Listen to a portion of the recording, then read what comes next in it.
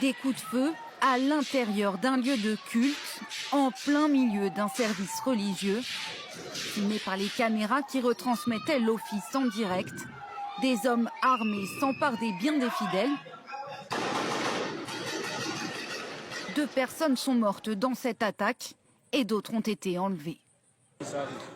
Nous célébrions un office pour les 18 personnes qui avaient été kidnappées il y a 3 semaines et qui avaient toutes été secourues. C'est pour ça que nous faisions cet office de louange. Des violences qui ne semblent connaître aucune limite et se répètent au Nigeria. Les écoles sont régulièrement ciblées par ces attaques.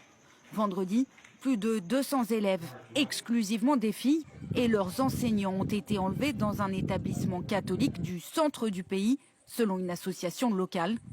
La sœur de cette jeune femme a réussi miraculeusement à s'échapper. C'est traumatisant. Ma mère, je pense qu'elle ne réalise même pas. Lorsque ma sœur s'est échappée ce matin, quand tout ça est arrivé, elle a dit « Encore ?»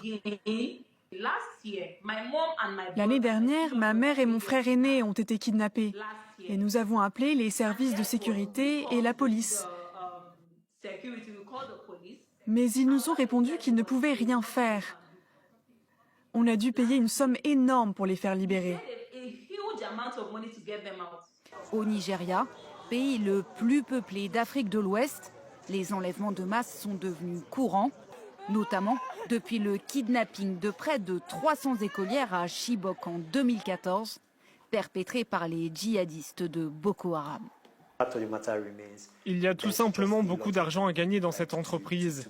Nous avons remarqué que des groupes qui étaient auparavant plus cohérents sur le plan idéologique ont complètement changé leurs activités pour se contenter de tirer profit de cette pratique. Face à l'intensification des attaques ces derniers jours, les autorités ont annoncé fermer les écoles de plusieurs régions. Le président nigérian a lui déclaré annuler tous ses déplacements à l'étranger, notamment celui prévu en Afrique du Sud pour le G20.